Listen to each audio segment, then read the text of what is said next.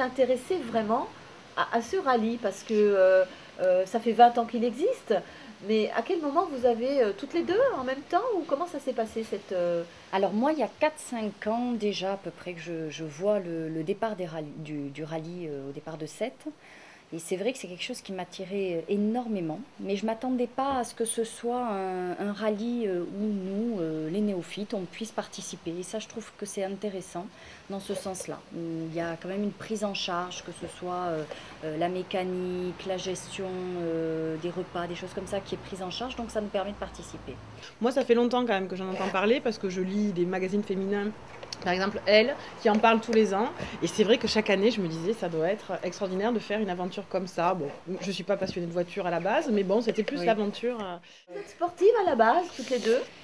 Alors, pas des grandes sportives, mais très actives. Ouais, moi on fait du sport. Enfin, moi je fais de l'escrime depuis 1 an et demi. Je fais un entraînement de boxe française aussi, mais parce que j'ai besoin de faire du sport. Mais c'est pas, je suis pas une sportive de haut niveau, mais j'ai besoin de faire du sport tout le temps. Et puis je pense que Pascal est un peu pareil. dans le même, voilà, du tennis. Enfin, on court. Bon là de plus en plus, hein, parce qu'on veut être en forme.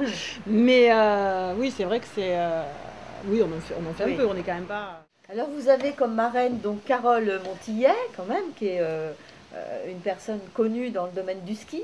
Comment l'avez-vous rencontrée et comment avez-vous fait pour qu'elle accepte d'être votre marraine? C'est quelqu'un qu'on voit régulièrement, en général tous les hivers, parce qu'on monte au-dessus de Grenoble, la voir à Corançon. On a déjà skié ensemble. Et puis, j'ai passé quelques vacances avec elle aussi au mois de mai. Et puis, je lui ai demandé tout simplement, est-ce que tu veux bien être notre marraine, nous suivre dans cette aventure? Parce que Carole l'a fait 6 fois déjà. 6 fois. Donc, c'est une vraie, voilà, c'est une vraie championne, parce que dans tous les sens, autant en ski qu'en voiture, elle a été souvent bien classée. Donc elle nous soutient. Elle veut vraiment qu'on soit là. C'est-à-dire qu'elle m'a dit, vous n'allez pas pleurer dans un coin toutes les 5 minutes. Moi, je veux que vous soyez forte. Alors en plus, vous avez votre parrain qui est donc Thierry Kéo, pardon, Thierry Kéo, vice-champion du monde Master 2009 de combat complet. Alors là, c'est pareil, c'est pour l'entraînement que vous l'avez choisi? Je crois que c'est quelqu'un de très intéressant à rencontrer et vraiment qui donne énormément. Sa participation en tant que parrain peut être d'un point de vue sportif, donc des conseils sportifs pour arriver à bien nous préparer d'un point de vue, nous coach d'un point de vue sportif. Donc c'est rassurant d'avoir un parrain, une marraine comme ça. Mais disons que nous, vraiment le point sur lequel parce qu'on aurait pu trouver d'autres parrains, mais on voulait vraiment qu'il y ait une caution sportive derrière ça, parce que c'est vrai que c'est quand même un défi sportif. Et donc le fait que voilà, ce soit des grands sportifs, des champions, ça nous donnait quand même une valeur supplémentaire.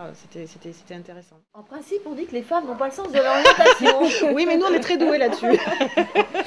Mais je crois que ce rallye, justement, démontre l'inverse quand même. Parce que c'est vraiment un rallye qui est sans GPS, avec une carte et boussole. Carte boussole, donc la navigation à l'ancienne. Et je crois que ça, c'est vraiment très important de montrer que nous, les femmes, on est capables aussi de faire ça. On a un panel... C'est vrai qu'effectivement, c'est pas du tout une course dans la précipitation. C'est-à-dire qu'on passe quand même pas mal de temps arrêté avec notre carte, la boussole, pour voir vraiment quelle va être la meilleure direction. Et voilà, je pense que ça permet aussi de voir le paysage à ce moment-là. Et votre famille, alors, comment ont réagi vos hommes et puis vos enfants? Ben, nos hommes, oui, parce qu'on a toutes... on a que les hommes, on a que les hommes. Alors, moi, mes garçons sont très fiers. Ils sont très fiers de leur maman.